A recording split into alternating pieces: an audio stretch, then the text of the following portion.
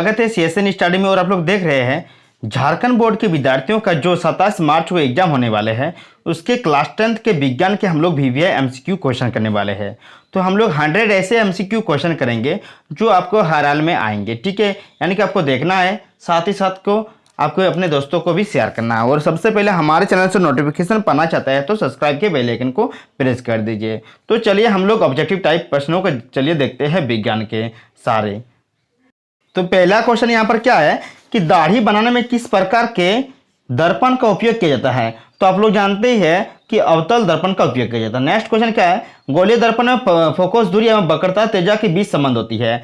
तो यहाँ पर जानते ही है एफ बराबर क्या होता है, r/2 होता है, यानी कि एफ बराबर r/2। नेक्स्ट क्वेश्चन क्या है, प्रकाश के अपवर्तन की क्रिया में कौन सी भौतिक राशि अपवर्तित होती है। तो वह आवृत्ति जो है वो अपवर्तित रहती है। नेक्स्ट क्वेश्चन क्या है कि 4 नंबर कि अवतल दर्पण से परावर्तन के बाद किरण किस बिंदु से होकर गुजरेगी। यानी कि जो है अवतल दर्पण से परावर्तन के बाद किरण किस बिंदु से होकर गुजरेगी, तो वह आपका जाकर फोकस से होकर गुजरती है, ठीक है। नेक्स्ट क्वेश्चन क्या है, तो आप लोग जानते हैं कि किसी दर्पण से वस्तु को कहीं भी रखने पर वस्तु के बराबर आकार का सीधा प्रतिबिंब बनता है तो अदर्पण क्या होता है। तो वह दर्पण होता है समतल होता है, ठीक है। समतल दर्पण हमेशा वस्तु का सीधा प्रतिबिंब बनाता है और वस्तु के बराबर बनाता है, ठीक है। नेक्स्ट क्वेश्चन क्या है कि प्रकाश का अपवर्तन के कितने नियम होते हैं। देखिए प्रकाश के अपवर्तन के 2 नियम होते हैं, ठीक है। कौन कौन होते हैं आप लोग जरूर कमेंट बॉक्स में कमेंट कीजिएगा। आपको पूछ सकता है कल के एग्जाम में कोई प्रकाश का अपवर्तन के नियम को लिखे, तो आप लोग आराम से लिख सकते हैं क्योंकि बहुत सारे हम लोग जो मॉडल सेट सॉल्व किया है उसमें है, ठीक है।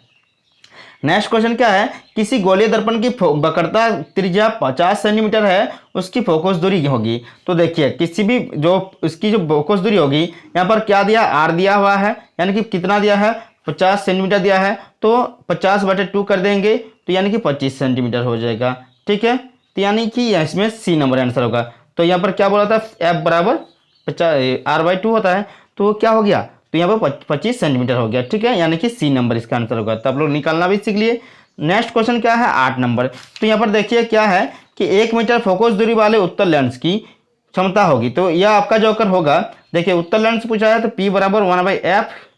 तो यहाँ पर देखिए फोकस कितना है 1/1, यानी कि काट देंगे तो 1 डायप्टर, यानी कि प्लस में होता है तो 1 डायप्टर, यानी कि क्या हो जाएगा इसमें बी नंबर आंसर होगा, यानी 1 डायप्टर होता है। 1 मीटर फोकस दूरी वाले उत्तल लेंस की क्षमता होगी 1 डायप्टर। नेक्स्ट क्वेश्चन पढ़ लीजिए कि किसी उत्तल लेंस की फोकस दूरी हमेशा होती है। देखिए हमेशा उत्तल लेंस की फोकस दूरी जो होती है अभी बताया ना पॉजिटिव होती है, क्या होती है देखिए +1 मीटर होती है, यानी कि इसमें जो है 1 मीटर दिया है यानी कि प्लस है ना, तो प्लस में होती है। नेक्स्ट क्वेश्चन क्या है कि प्रकाश का वेग न्यूनतम होता है। तो प्रकाश का वेग यहाँ पर जो न्यूनतम होता है सबसे कांच में न्यूनतम होता है। यहाँ पर देखिए यहाँ पर ऑप्शन दिया है ना बात में कि जल में कि वायु में, तो इसमें ऑप्शन नंबर डी होगा, यानी कि कांच में होती है। नेक्स्ट क्वेश्चन को पढ़ लीजिए, जवाब देने का कोशिश कीजिए कि आप लोग कितना सही कर पा रहे हैं। 4D क्षमता वाले अवतल लेंस की फोकस दूरी होगी, यानी कि 4 डायप्टर क्षमता वाले अवतल लेंस की फोकस दूरी जो होगी आपका जाकर 25 सेंटीमीटर क्या होगी, तो 25 सेंटीमीटर होगी। नेक्स्ट क्वेश्चन क्या है, किसी उत्तल लेंस का फोकस अंतर 50 सेंटीमीटर है तो उसकी क्षमता होगी। तो इसको कमेंट बॉक्स में बनाकर भेजिएगा जरूर। नेक्स्ट क्वेश्चन क्या है कि प्रकाश का वर्ग सर्वाधिक होगा, यानी कि प्रकाश का वेग, यहाँ पर वर्ग नहीं वेग है, वेग सर्वाधिक होगा। तो सबसे ज़्यादा जो होगा यहाँ पर कांच में, पानी में, तो हवा में, निर्वात में सबसे ज़्यादा जो होती है, जो निर्वात में प्रकाश की वेग ज़्यादा होती है, यानी कि 4 होगा, ठीक है। नेक्स्ट क्वेश्चन क्या है 14 नंबर है, दिए गए प्रक्रम में कौन ऊष्माक्षेपी है, यानी कि दिए गए यहाँ पर प्रक्रम जो है कौन ऊष्माक्षेपी प्रक्रिया है। तो ऊष्माक्षेपी रासायनिक अभिक्रिया यहाँ पर शोषण है, ठीक है। क्या है, इसीलिए कहते हैं ना शोषण को ऊष्माक्षेपी रासायनिक अभिक्रिया क्यों कहते हैं, जानते हैं ना। इसका जो अच्छी तरह से पढ़ लीजिए क्वेश्चन, क्योंकि आपके आ सकते हैं कल के एग्जाम में। नेक्स्ट क्वेश्चन क्या है, चिप्स के पैकेट में विकृतिगंधिता से बचाने के लिए कौन सी गैस डाली जाती है। तो आप लोग जानते हैं नाइट्रोजन गैस डाली जाती है। नेक्स्ट क्वेश्चन क्या है, जंग लगना किस प्रकार की अभिक्रिया है। तो जंग लगना जो है संयोजन अभिक्रिया है, कौन सा, तो संयोजन अभिक्रिया। नेक्स्ट क्वेश्चन क्या है, दिए गए अभिक्रिया किस पदार्थ का उपचयन हो रहा है। देखिए जिसके साथ क्या होता है, ऑक्सीजन जुड़ता है तो वो उपचयन होता है, यानी कि इसमें किसके साथ ऑक्सीजन जुड़ रहा है, तो कार्बन, तो यहाँ पर कार्बन क्या होगा, उपचयन होगा, ठीक है। तो जंग लगना क्या है, तो बता दिया संयोजन अभिक्रिया है, क्योंकि जंग में क्या होता है वो भी मतलब उसके साथ क्या ऑक्सीजन मतलब ऐड होता है ना, तो यहाँ पर संयोजित होता है। तो इसमें जो 16 का 1 ए होगा संयोजन अभिक्रिया, और इसमें कौन सा है कि उपचयन अभिक्रिया, यहाँ पर इनमें से कौन उपचयन पदार्थ है, तो कार्बन है। ठीक है, नेक्स्ट क्वेश्चन क्या है कि दिए गए कौन सा रासायनिक समीकरण संतुलित है, यानी कि इसमें से देखिए कौन रासायनिक समीकरण, इस पर CaOH2 CO2 CO2 Ca3, यहाँ पर क्या है CaCO3 और H2O, यानी कि इसमें से देखिए कौन सा आपका जो है क्या है वो संतुलित समीकरण है। तो यहाँ पर देखिए जो पहला ही है, यहाँ पर देखिए पहले ही जो है वह क्या संतुलित है, क्योंकि देखिए कि ऑक्सीजन की संख्या पर 2 और 2 4, यहाँ पर 3 और 1 4 हो गया। कैल्शियम एक है यहाँ पर, हाइड्रोजन की संख्या 2, यहाँ पर कितना है 2, यानी कि ये पहला वाला ही समीकरण जो है संतुलित है। ठीक है, यहाँ पर देखिए, और यहाँ पर देखिए कि ये भी संतुलित है, ऐसा नहीं। नेक्स्ट क्वेश्चन देखिए, तो हम लोग पढ़ते हैं कि दिए गए चित्र में कौन सी अभिक्रिया हो रही है। ठीक है, दिए गए चित्र में कौन सी अभिक्रिया हो रही है, तो देखिए क्या हो रहा है कि 2 अभिकारक है।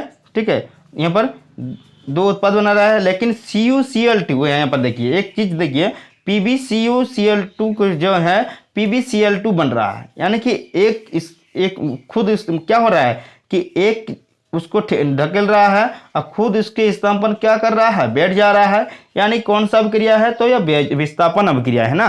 क्योंकि देखिए Pb अकेले था, उसको किसको साथ ले लिया, Cl2 को साथ ले लिया ना, और Cu के चलो भागो यहाँ से, तो इसको क्या कर दिया, तो यह अलग कर, मतलब क्या कर रहा है Pb इसको Cu को हटाकर खुद उसके स्थान पर बैठ जाता है, तो उसे क्या कहते हैं, तो विस्थापन अभिक्रिया। इनके 19 का क्या होगा, डी होगा। नेक्स्ट क्वेश्चन क्या है, 20 नंबर है, दिए गए पदार्थ में कौन सी गंधीय सूचक की तरह व्यवहार करता है, यानी यहाँ पर साफ साफ लिखा है कि इनमें से कौन है जो गंधीय सूचक है। तो यहाँ पर कौन बोला गंधीय सूचक है, आपका जाकर प्याज जो है गंधीय सूचक है। ठीक है, नेक्स्ट देखिए हम लोग आगे चलते हैं कि देखिए 21 नंबर प्रश्न क्या है कि हड्डियों को जोड़ने के लिए डॉक्टर किस लवण का प्रयोग करते हैं। यहाँ पर साफ साफ लिखा है जो हड्डियों में जोड़ते हैं तो किस लवण का प्रयोग करते हैं, तो आपका जाकर प्लास्टर ऑफ पेरिस का प्रयोग करता है। तो यहाँ पर हो जाएगा आपका answer calcium sulphate half H2, यानी कि देखिए डी नंबर में CaSO4 हाफ H2 है।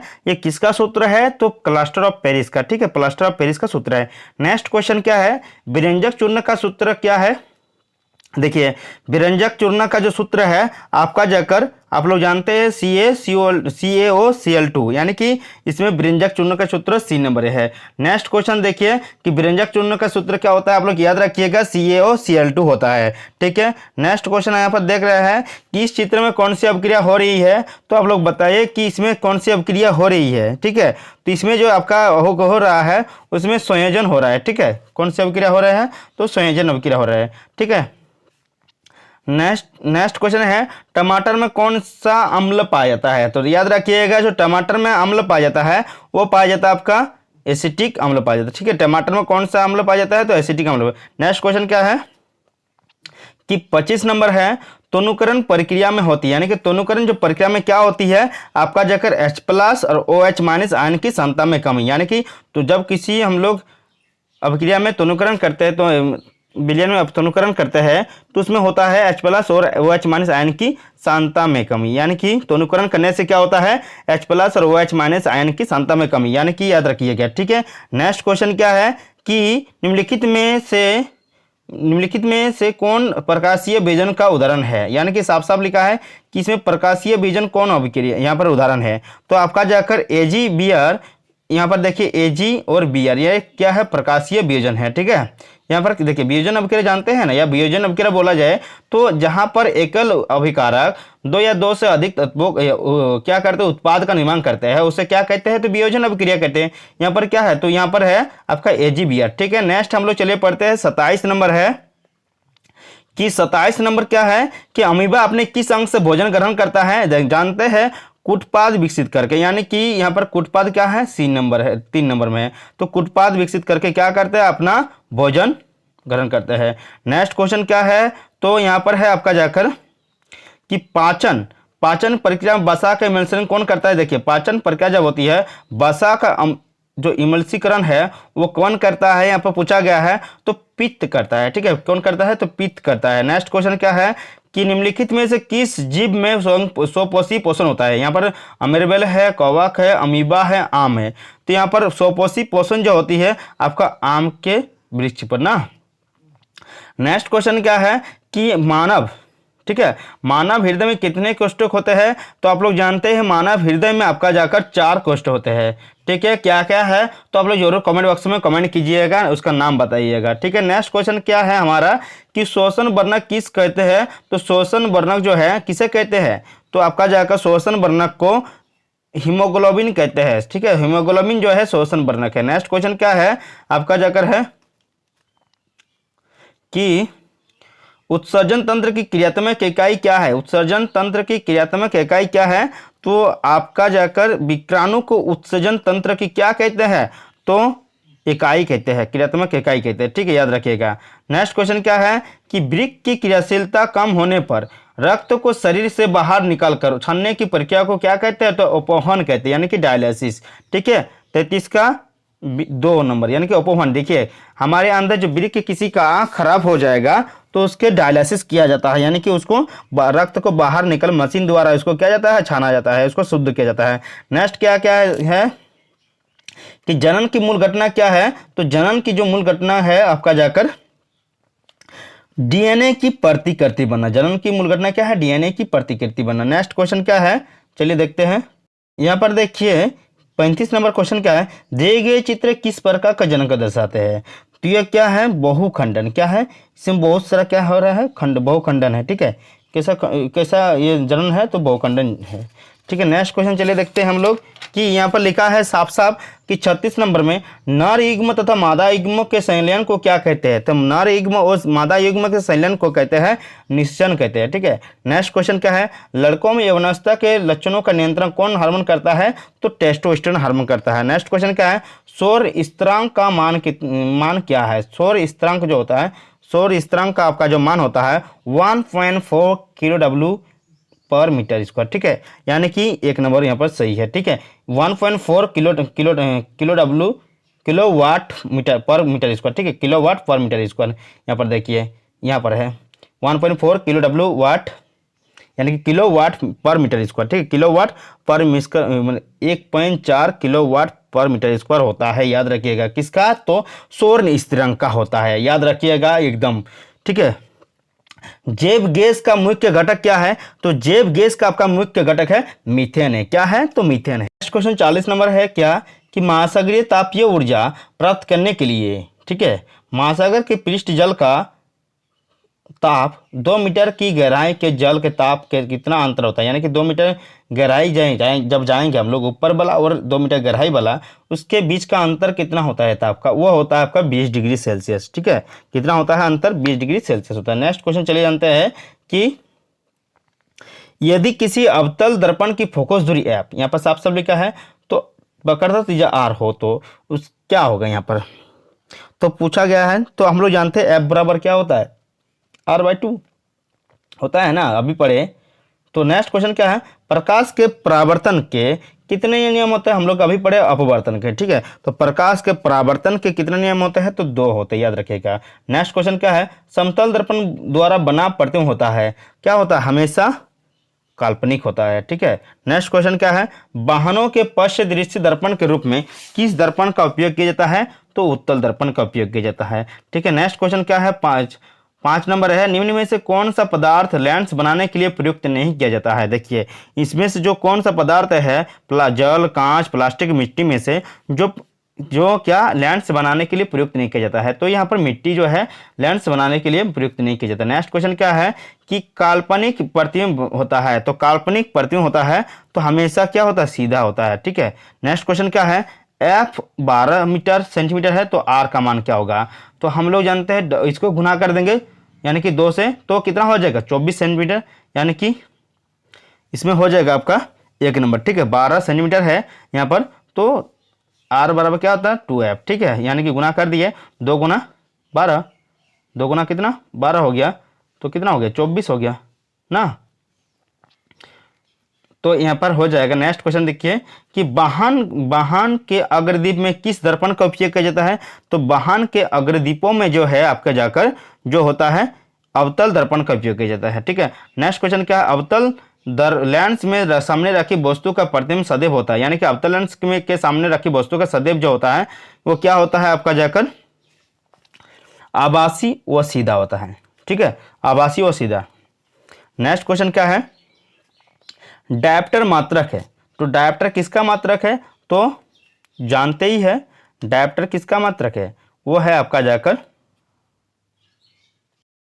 तो होता है आपका जानते हैं तो लेंस की क्षमता का, यानी कि लेंस की क्षमता यहाँ पर क्या है, तो यहाँ पर क्या है लेंस की शक्ति, यहाँ पर 10 का सी होगा। ठीक है, लेंस की शक्ति का, ठीक है, यानी कि लेंस की क्षमता का क्या होता है, वो डायप्टर होता है। नेक्स्ट क्वेश्चन क्या है, 2D क्षमता वाले लेंस की फोकस अंतर होता है, तो यानी कि 2D यदि क्षमता वाले जो होगी तो उसका फोकस अंतर कितना होगा, तो उसका हो जाएगा आपका 50 सेंटीमीटर। कितना हो जाएगा, तो 50 सेंटीमीटर होगा। ठीक है, नेक्स्ट क्वेश्चन क्या है कि नेक्स्ट क्वेश्चन हमारा है कि आंख के रंगीन भाग को क्या कहते हैं, तो साफ साफ जानते हैं आंख के भाग रंगीन भाग को आइरिस कहते हैं। नेक्स्ट क्वेश्चन क्या है, मानव नेत्र के जिस भाग पर किसी वस्तु का प्रतिबिंब बनता है वह है, यानी कि मानव नेत्र के जिस भाग पर प्रतिबिंब बनता है वह होता है दृष्टिपटल होता है। नेक्स्ट क्वेश्चन क्या है, दिए गए समीकरणों में कौन सा रासायनिक अभिक्रिया हो रही है, यहाँ पर साफ साफ कहा गया है, तो कौन सी रासायनिक अभिक्रिया हो रही है,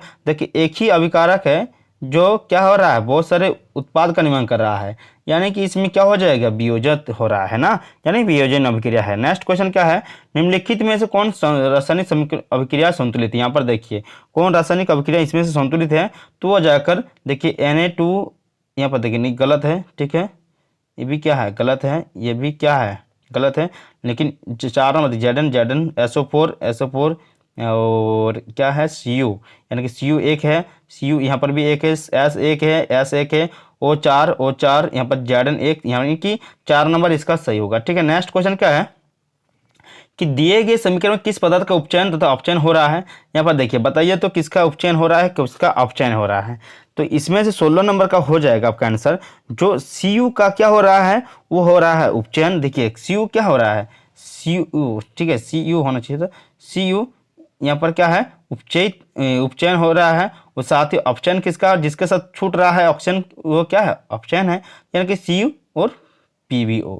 ठीक है, यानी कि इसमें ऑप्शन नंबर कितना में है आपका जाकर 2 नंबर में है। ठीक है, यानी कि बी दो यहाँ पर देखिए ना, बी नंबर ABC 2 नंबर, यानी कि 2 नंबर पॉइंट में देखिए बी नंबर में है।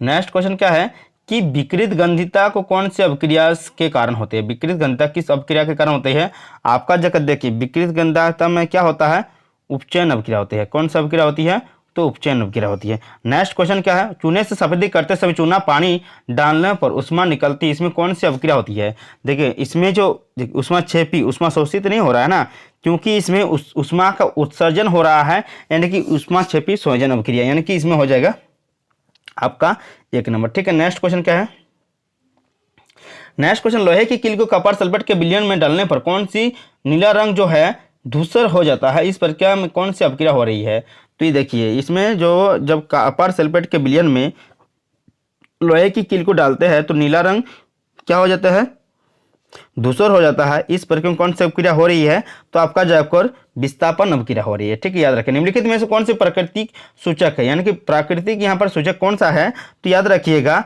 तो लिटमस जो है यह प्राकृतिक सूचक है। नेक्स्ट क्वेश्चन क्या है कि निम्नलिखित में से किस पदार्थ में लिटमस पत्र डालने पर वो लाल नहीं हो जाएगा, यानी कि इसमें से HCl है, HNO3 है, CH3 COOH C6 H12 O6 है, तो किस में डालेंगे तो यहाँ पर लाल नहीं होगा, आपका जाकर जो C6 H12 O6 है यानी कि ग्लूकोज में डालने पर यह लाल नहीं होगा। नेक्स्ट क्वेश्चन क्या है, दिए गए किस लवण में क्रिस्टलीकरण का जल मौजूद है, तो इसमें से देखिए क्रिस्टलीकरण का जल मौजूद है आपका जाकर Cu5, यहाँ पर देखिए Cu5H2, यानी कि क्रिस्टलीकरण कितना जल है, 5 जल है ना, तो यहाँ पर देखिएगा डायरेक्ट यहाँ पर देखिए 5 है, यहाँ पर 5 है कि नहीं, 5H2 है ना।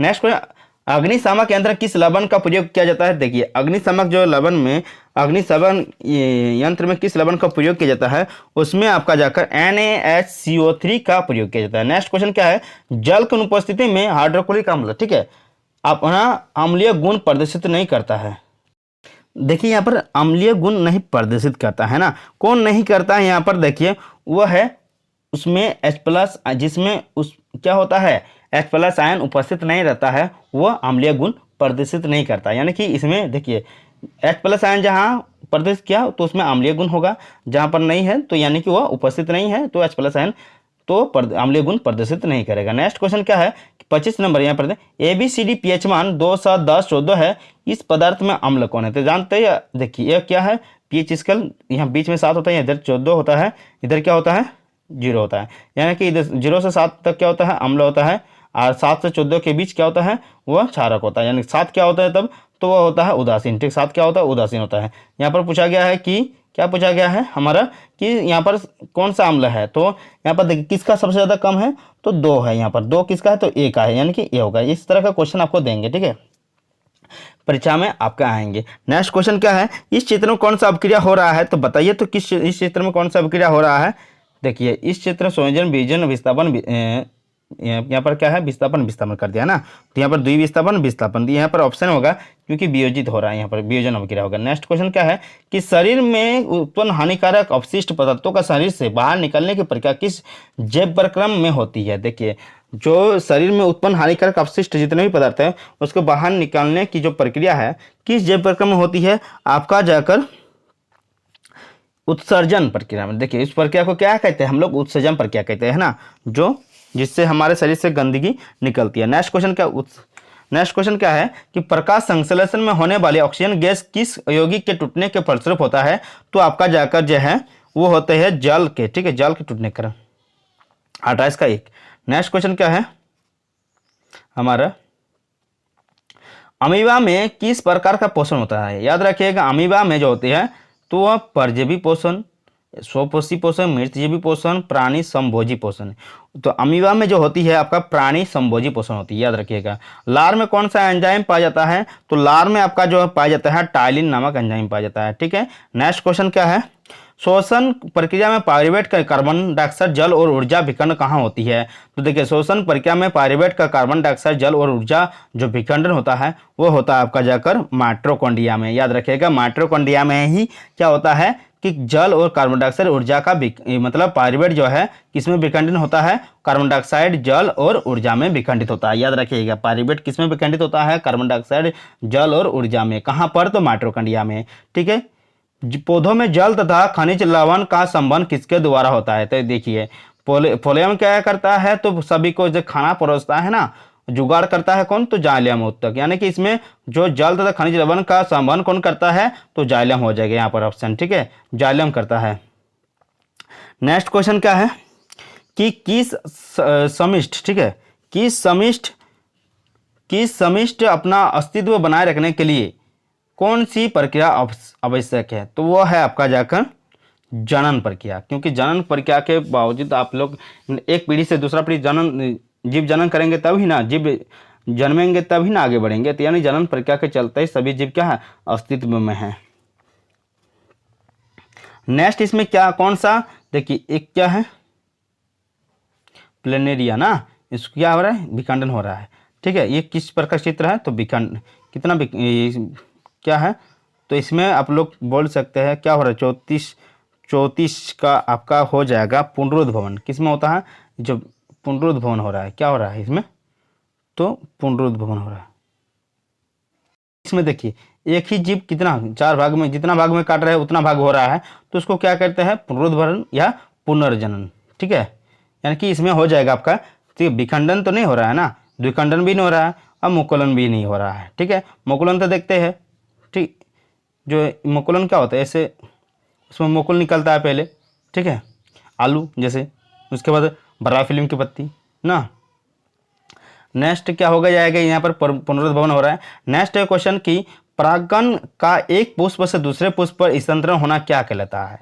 देखिए परागकण का एक पुष्प से दूसरे पुष्प में स्थानांतरण को कहते हैं आपका परागण कहते हैं। क्या कहते हैं, परागण कहते हैं। नेक्स्ट क्वेश्चन क्या है कि भ्रूण को मां के गर्भाशय किस भाग से पोषण मिलती है, तो आपका जो प्लेसेंटा नामक जो है उस भाग से भ्रूण को क्या मिलते हैं, पोषण मिलते हैं। नेक्स्ट क्वेश्चन क्या है, एक उत्तम ऊर्जा स्रोत के क्या विशेषता होती है। देखिए वो एक उत्तम जो स्रोत होती है प्रति एकांक द्रव्यमान अधिक कार्य करे, यानी कि उसका प्रति एकांक द्रव्यमान में क्या करे, मतलब कम द्रव्यमान रहे और वह अधिक कार्य करे, यानी उसका हम लोग आपको पूछ सकता है कि उत्तम ऊर्जा के कुछ गुण लिखिए या विशेषता लिखिए, और यह आ सकता है आपकी एग्जाम में कल का। ठीक है, नेक्स्ट क्वेश्चन क्या है, पवन ऊर्जा का उपयोग करने के लिए पवन की चाल कम से कम कितनी होनी चाहिए, तो आप लोग जानते ही है 15 किलोमीटर पर आवर, यहाँ पर 15 किलोमीटर पर आवर। ठीक है, कितना, 15 किलोमीटर पर आवर होनी चाहिए। नेक्स्ट क्वेश्चन क्या है, निम्नलिखित में से कौन समय पर ऊर्जा स्रोत है, मतलब खत्म समय पर यहाँ पर कौन सा है जो खत्म हो जाएगा, यानी कोयला है।